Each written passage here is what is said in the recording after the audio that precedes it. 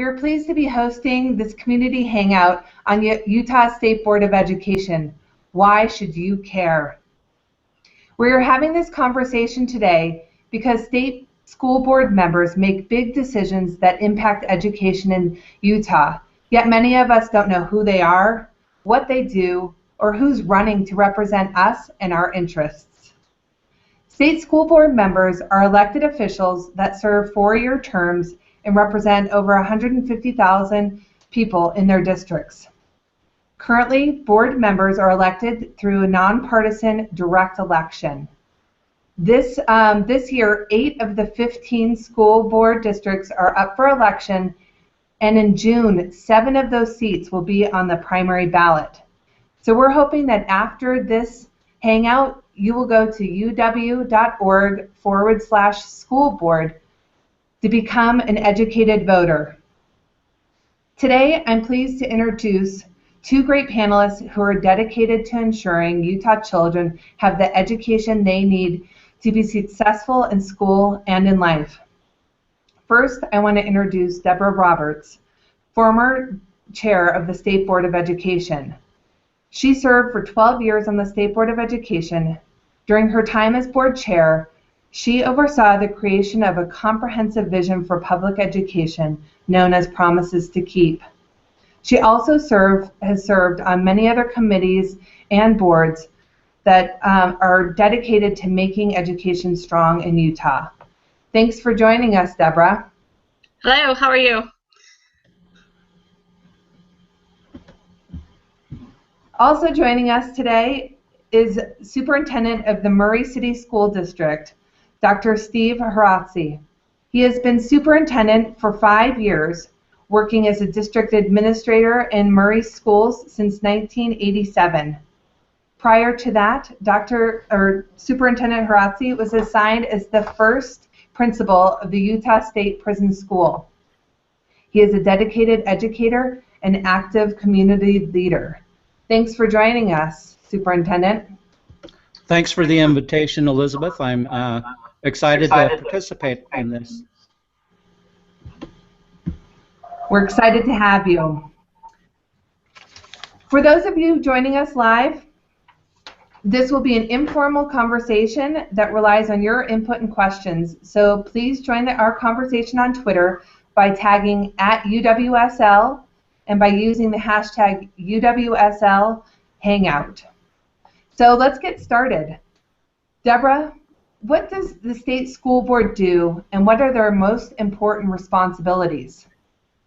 Okay. The state school board is actually created in the Utah Constitution, and within the Constitution, the state school board, the State Board of Education, is vested with the general control and supervision of the Utah school system. And I see probably 3 main areas where they have an impact and are really important in what they do, among a myriad of other things. Number 1 is they are the ones who decide what the standards will be across the curricular areas. So math, language, art, social studies, all of those curricular areas, they decide the standards. 2, they're the ones who research out, put together what the testing system will be. Even though parts of it are in legislation, it is essentially the school board who chooses that overall standardized testing that will take place in the state.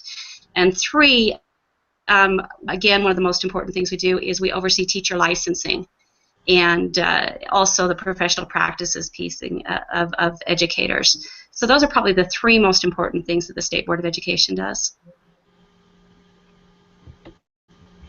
Great. Now, how does their role differ from that of the state legislature? Okay, the state legislature in the Constitution, the wording that is used there, is that they are to provide for the establishment and maintenance of the public education system. So they're the ones who get to decide what the public education system looks like. For example, in the late 1990s is when they decided that they wanted to bring charter schools into the public education system. So they put that into statute, and that became a part of the public education system. The next piece that they do is that they're to provide for the funding. So we have it's approximately around the $15 billion budget for public education in Utah, and the vast majority of that funding comes out of the state income tax, and that is overseen by the legislature. They decide what goes where. So. Okay, so they appropriate money to the state school board, and then does the state school board make recommendations to them on what they would like to see? Yeah, absolutely. Every year, it actually begins with the State Board of Education. They put together a budget. They submit that budget to the governor, and then the governor takes and decides what he's going to keep and not keep from the state board budget and submits that to the legislature. But a wise state board has very close relationships with the legislature and really pushes whatever their agenda is, while at the same time trying to work closely with the governor. Excellent. So, Deborah, in your opinion, what makes a school board effective? I think when we were the most effective during my years on the state board is when we had very differing voices on the board, lots of different experiences coming in, lots of backgrounds. At the same time, we came together and created a very unified vision of what we wanted to have happen. A board that has that unifying mission behind it, that unifying vision of what they want to have happen, accomplishes much more than one that is so stratified and every board member is trying to search out and do what they want to have happen. The other piece that is absolutely vital is a board that communicates well. Communicates well with each other, communicates well with the legislature, communicates well with local school boards, other stakeholders. So I would say those two pieces are what's most important. Excellent. As a reminder to all of you out there, you can join the conversation and ask questions on Twitter by tagging @UWSL and by using the hashtag UWSL Hangout. Superintendent Razzi, would you like to comment on what you think makes a school board effective? I think, Deborah, and let me first say I appreciate being online with Deborah. Deborah has provided a lot of great leadership over the years, and she's really had a great impact on what's happened with us as local school districts. And I think one of the things that she communicated is that the key, and that's effective communication, really has a big impact on the effectiveness of the school board.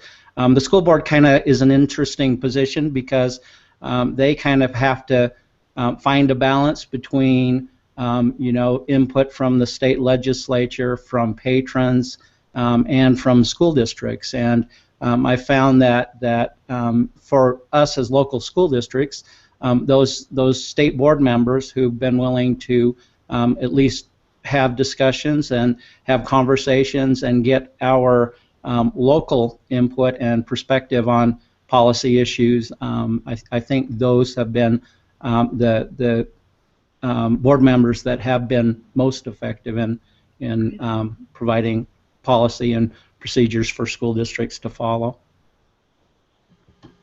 Excellent.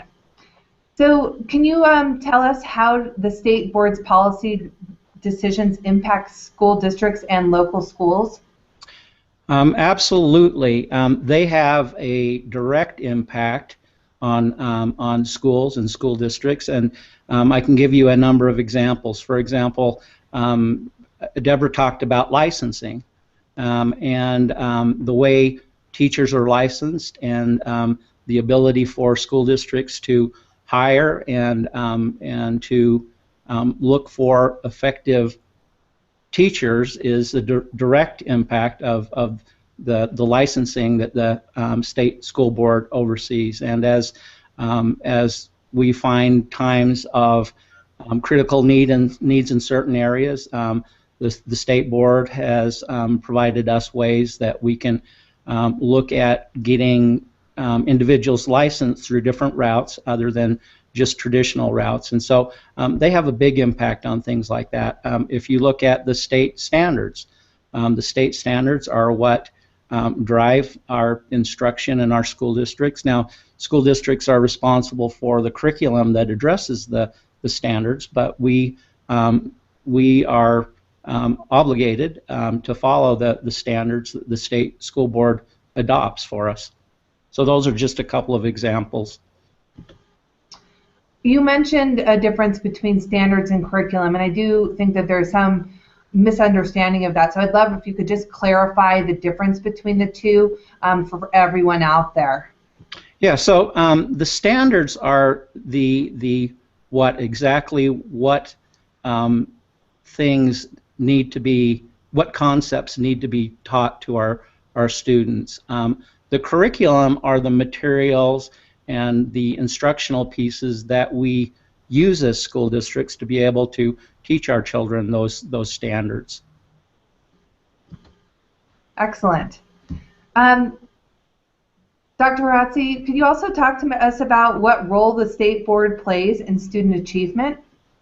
And that's a really interesting question, and I would say that it varies depending on the makeup of the school board, and I'll explain that. And so I guess that's one of the reasons why it's really important to get to know the state school board members that are being elected, and maybe kind of what their philosophies are with regards to the State Board of Education and the role that the State Board takes with school districts. So as an explanation, I believe it depends on, is really dependent on the philosophy of the state school board. So at times the state school board see their role as being a role of providing support and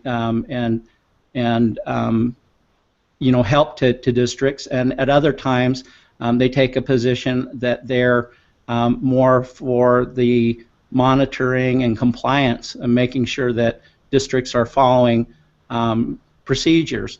As kind of a medium-sized district, and I know with a lot of smaller districts, we don't have the staff that some of the larger districts have, and so there are often times that we have to rely on the staff at the state school board to provide us with help and direction and guidance. And so if the under the direction of whoever is serving as the current state superintendent under the direction of the state board, if they're in a mode of assistance to school districts, sometimes it's easier to get that help, whereas at times when they're more in a compliance role, it's a little bit more challenging to maybe get some of the support, and that support is directly impacts what we do as districts, which directly impact student achievement.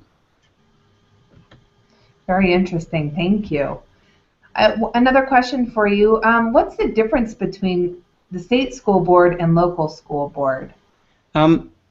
They play actually very similar roles, except for the local school boards really look at taking the state board policies and putting them in place for the local school district based on what the local community needs are and so forth. So the local school board has the authority, and their primary purposes are to set the local board policies and doing those so that they're in compliance with the state board rules as well as federal rules. They have oversight of the budget process as well as the state legislature. The one difference that they have is they don't submit a budget to the state school board. They have direct taxing authority, and so they have the ability to raise revenues by through property taxes, and so depending on what the local needs are and depending on what funding we receive from the state board and the state legislature, they have the ability to kind of make up the difference for our needs by raising the local taxes, which goes directly to serving our local schools. Excellent. So it looks like we have some questions coming in from Twitter. I want to turn it over to Chelsea to broadcast some of those. Hi, we do. We had a couple questions about the difference between local and state, and I think we've covered that. So another question we have from Royce Van Tassel is, what role does or should the Utah Board play in administering Utah Ed Finance? Either of you, Deborah or Steve, please feel free to answer that. Well, go ahead, Deborah. Go ahead. Okay, I was going to say, basically, there's a lot of money where we set the budget out there, and then that money becomes flow-through money through the state office and through the WPU and other methodologies, goes down to the local districts. To me, that's probably the best way to do most of it. I think most of those decisions should be made at the local level. And if the legislature can send out a budget in such a way that it really opens up local decision making, I'm really strongly supportive of that. Knowing Royce's background, I'm sure he's looking at wanting to see some kind of a backpack funding. And I understand those who advocate for that. That's the idea where you just have a certain amount of money and it follows the child wherever they go. The problem with that is you lose the planning capacity for local districts. And you lose some of those economies of scale that really help some of the larger districts. And so those are the kind of things that need to be very carefully looked at and very carefully discussed, with looking at all the impacts that might have on medium-sized districts like Murray, on small districts like where I come from, small rural districts, and the impacts on districts. Those are troubling. I think the state board should look at that as being one who brings together voices to communicate the positives and the negatives of those kind of situations, but those decisions are made by the legislature. I'm not sure if that answers Royce's question, but Superintendent, did you have more you wanted to? No, in fact, I think you answered that very well, Deborah. Great. Chelsea, did you have some other questions? Yeah, so we have another one from Tim Corey, who says, Deborah, thanks for being a part of this Hangout. What inspired you to be on the board, and what did you learn in your time there? Oh, I originally ran for the State Board of Education mainly just for a passion for public education. Felt deeply the impact that education has on every individual child's lives. Steep learning curve. The first 2 or 3 years I was on the board was just learning how the system works. It was much more political than I had anticipated. I thought I could just get there and do good things, and instead discovered a very political world where you have to work with legislators, work with local districts, and those kinds of things. Again, probably the things that I learned the most are some of the things that I mentioned that make a strong board, is creating a unified vision for education and working together towards that vision and communicating well what it is you want to have happen.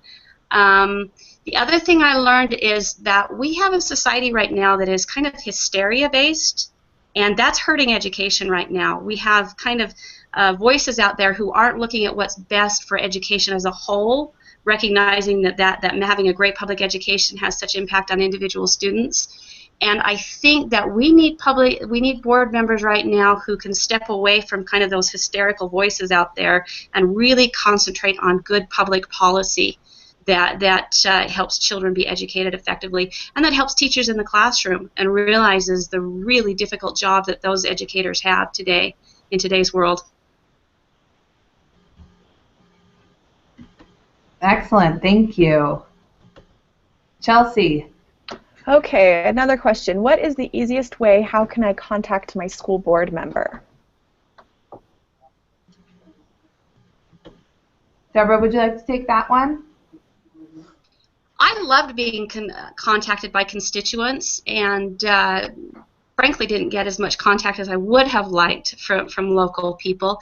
The state board should have, and I haven't looked online to know because I've been off the board now for 1.5 years, there should be a website under the Utah Board of Education that would have every one of the board members listed. There should be email contact and phone contacts that they can either email or telephone their board members. And if they have a question or concern, I wouldn't hesitate to contact their board member. That's what they're there for, is to represent those constituents.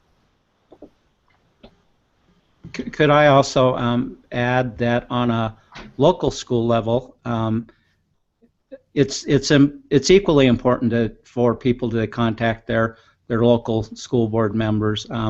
Much of the feedback and input that we get are from our school board members, and I'm in a really good situation. Our school district is geographically the smallest school district in the state of Utah, and we have 5 school board members, and so for our patrons, it's something that's easily done to be able to contact those individuals. So, and I really do encourage patrons to contact their local school board members as well. I would also like to let everyone know that's listening that you can go to uw.org/school board, and we do have information on our website there that links to the state school board page, and you can find contact information of all the school board members. We have another good one. Can I go to board meetings, and how can I best make my voice or opinion heard? Deborah, you want to start with that one? I would assume they're referring to state board meetings, but I would encourage them to go to both state board meetings and to local board meetings. I think both are really vital if you want to be involved in a strong education system. The State Board of Education meetings at one time were held every first Friday, but I don't know if that's the schedule they're still on. I would go on to the board website and see the schedule there. And they are public meetings, whether they're in committee or whether they're in the full board meeting. They are public meetings, and anyone is welcome to sit in on those meetings. In terms of commenting, the state board always has a public input section, and very much invite people to give comments at the state board meetings. Your best bet to do that is to contact the executive secretary of the board. Her name is Lorraine Austin, and she will put you on the schedule, because usually they can only take 4 or 5 people, or they'd be there all day listening to public comment. But if you want to be one of the ones who get to participate that month, if you contact her ahead of the meeting, she can put you on the schedule.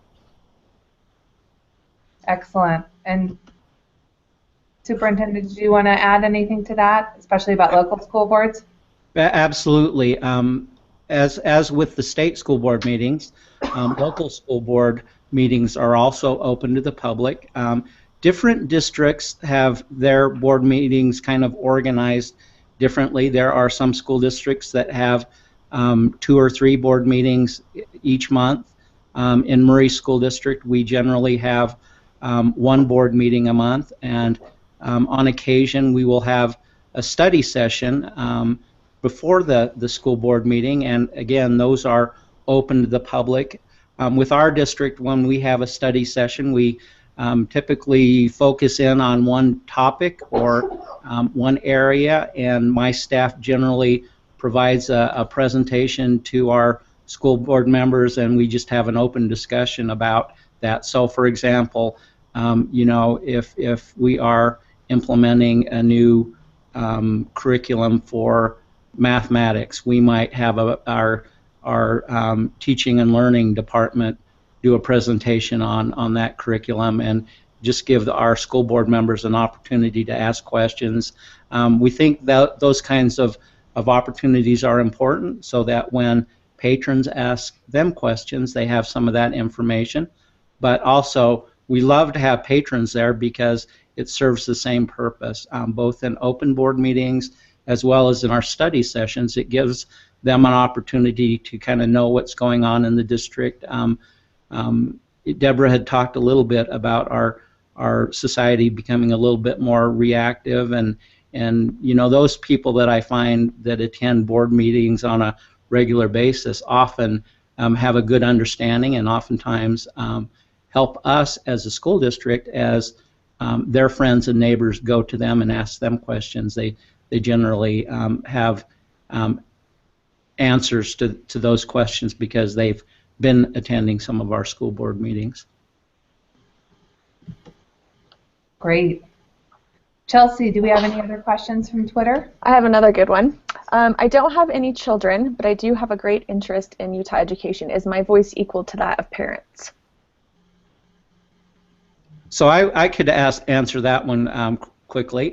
First of all, I assume that you are a taxpayer, so therefore your voice is every bit as important as our patrons that have children in schools. There are times when we find as a district we need to consider raising taxes, and not only do we want to hear from the patrons who have children, but we also would like to hear from those that don't have children and get their input as our school board is contemplating raising taxes or doing other things that might impact the community in total.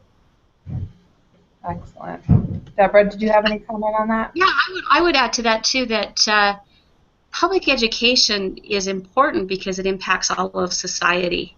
And I think anyone's voice who has experience in any area adds to the understanding of what needs to happen in public education. I would strongly encourage anyone to be involved. In fact, some of our best volunteers in our school tend to be grandmas and grandpas who no longer have children.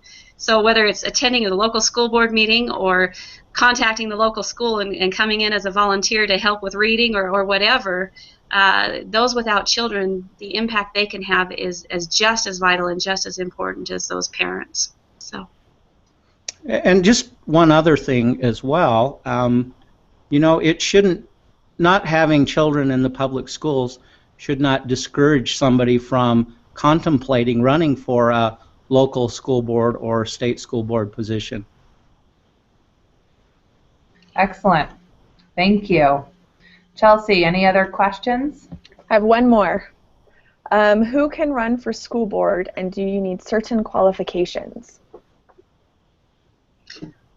I can answer that. Essentially, anyone can run. We do have a little bit of a concern. The legislature is in process of turning the state school board into a partisan election, and we can have some concerns. And you'll forgive me, I think it's called the Hatch Act.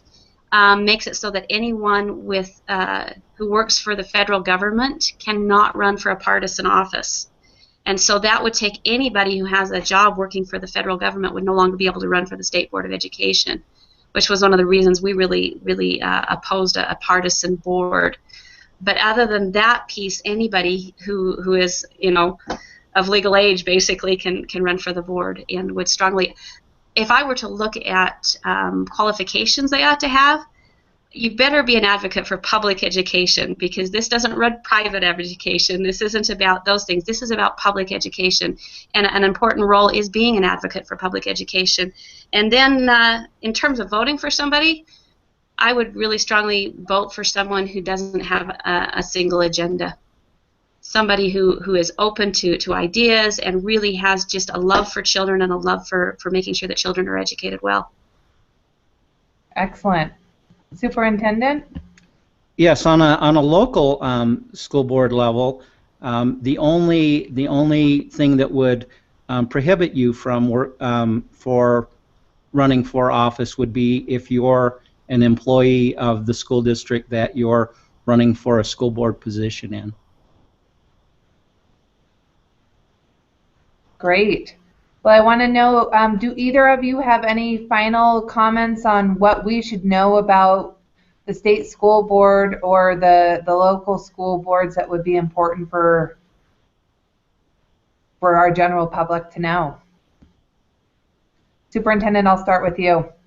I would say that the most important thing, especially as we're going into the election year, is to really take some time and find out as much as you can about those individuals that are running for a state school board position as well as a local school board position. It's important that you know what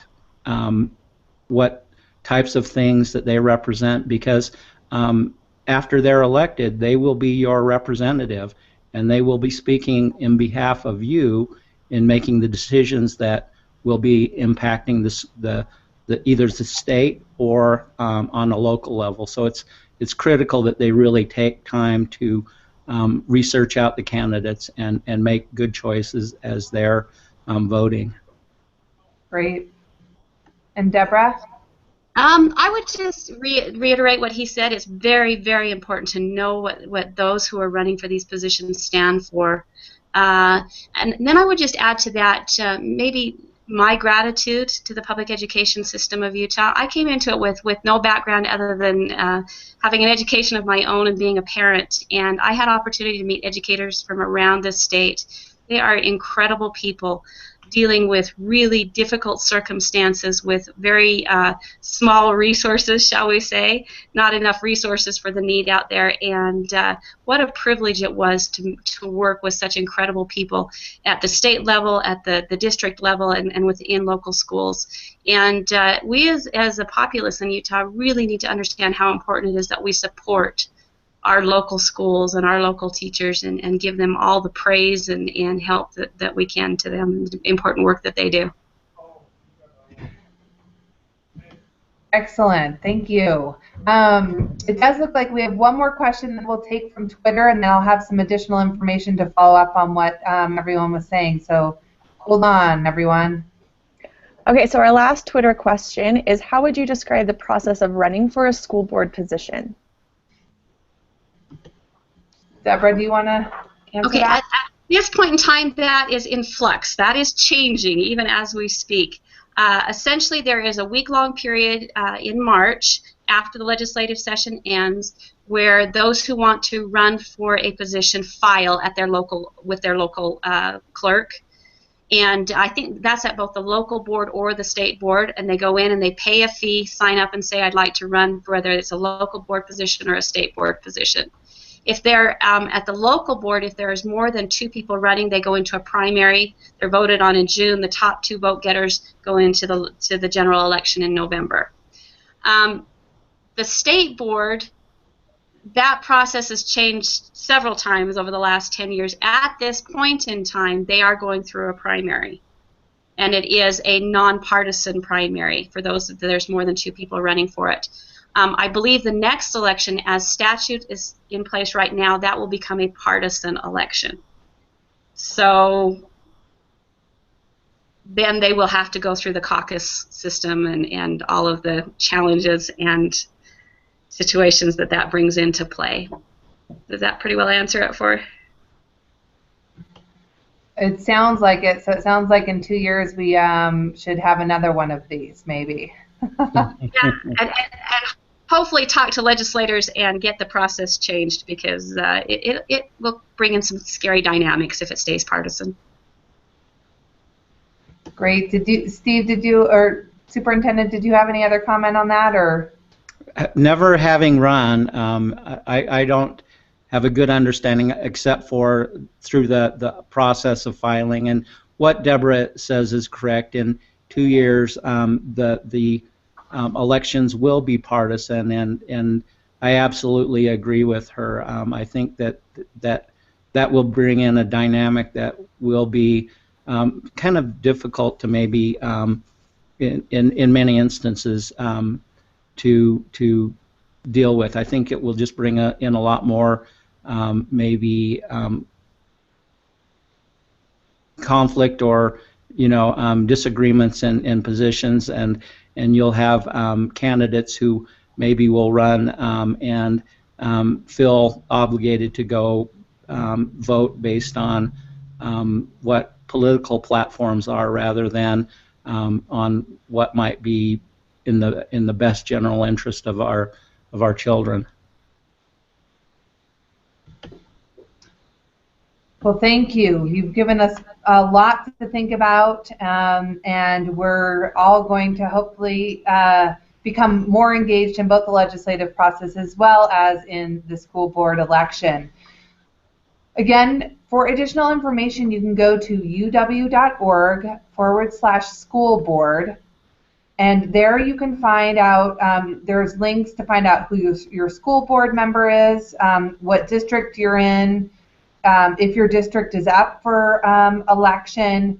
who is running for that seat, if it is up for election, what their contact information is, if they have a website, a Facebook page, all of that, and we'll continually update that as people as people maybe get Facebook pages and other things. There's also going to be some debates prior to the primary in June that are hosted by the Utah Charter School Association. So there's a link on that page as well to information on the dates. They're starting in June, so please go and find out when those are happening in your district and attend those. And I do think that they're going to be broadcasts, either on the definitely on the radio and possibly online. So there'll be a few different ways that you can become involved in those. I want to, well, first of all, let me give you that website again, uw.org/school board. I want to thank our wonderful panelists for joining us today and giving us so much great information. We really appreciate it. Thanks, Deborah. Thanks, Superintendent. You're welcome. Have a great day, everyone. We'll see you next time.